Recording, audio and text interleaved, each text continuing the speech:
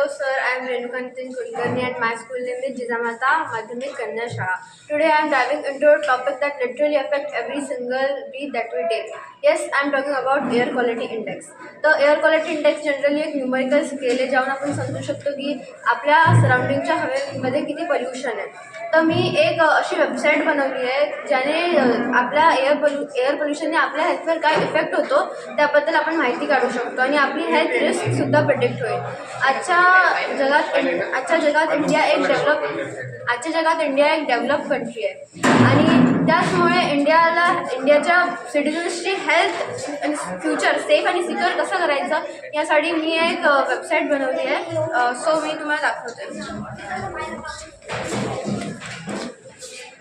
ही माझ्या वेबसाईटचं first page आणि सर्वात इम्पॉर्टंट पेज आहे. तर AQI म्हणजे सपोज आता सर तुम्ही कुठे राहता? हिवराश्रम.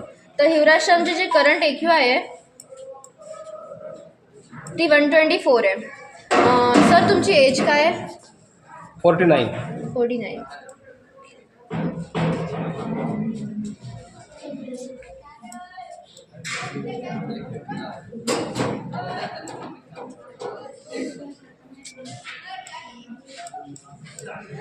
सर तुम्ही किती वेळ बाहेर असता जनरली घराच्या? 3 तास. ओके.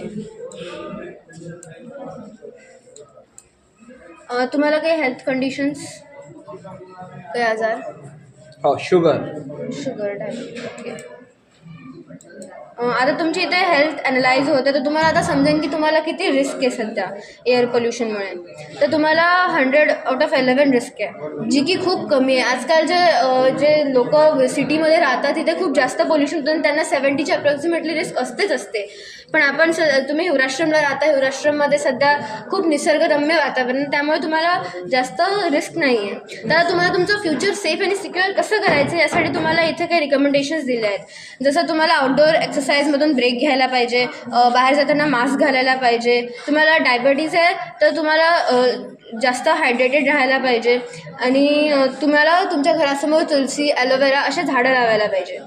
आणि आता माझा एक सिम्युलेटर, या एअर पोल्युशनमुळे आपल्या देशाच्या इकॉनॉमीवर काय फरक पडतो.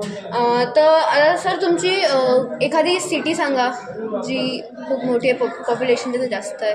पुणे. ओके. पुण्याची जी सध्या AQI रेंज आहे ती 178 आहे आणि ॲव्हरेज पुण्यामध्ये जास्तीत जास्त इंजिनिअरिंग कंपनीज आहे. सो ऑफकोर्स तिथले लोक 8 तास ॲव्हरेजली बाहेर राहतच असतील. तर तिथली जी पॉप्युलेशन साईज आहे ती 31 lakhs आहे.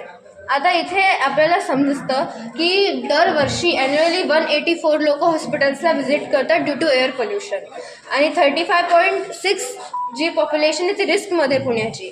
आणि इकॉनॉमीवर आपल्याला फरक पडला आहे 7,63,60,000 रुपीज जे ॲन्युअली एअर पोल्युशनमुळे जातात. तुम्हीच विचार करा, जर का हे तर एका सिटीचं होतं, हे जर का अनेक सिटीज आपण वाचलं तर इंडिया आज कोणत्या लेवलवर जाऊ शकतो डेव्हलपमेंटमध्ये. तर मला असंच सांगायचं आहे की जे पोल्युशनचे प्रिव्हेंटिव्ह मेजर्स आहेत ते सर्वांनी फॉलो केले पाहिजे. व्हेकल्स इमिशन थांबवा, पब्लिक ट्रान्सपोर्ट करा, कन्स्ट्रक्शन साईट्सला कव्हर करा, अजून ज्या रिकमेंडेशन्स मी दिल्या आहेत त्या फॉलो करा, बाहेर जाताना मास्क लावा. तुमचं फ्युचर आपल्याला मदर अर्थला सेव्ह करायचं आहे. सो हेच माझं एक एम होतं माझ्या प्रोजेक्टचं मागचं.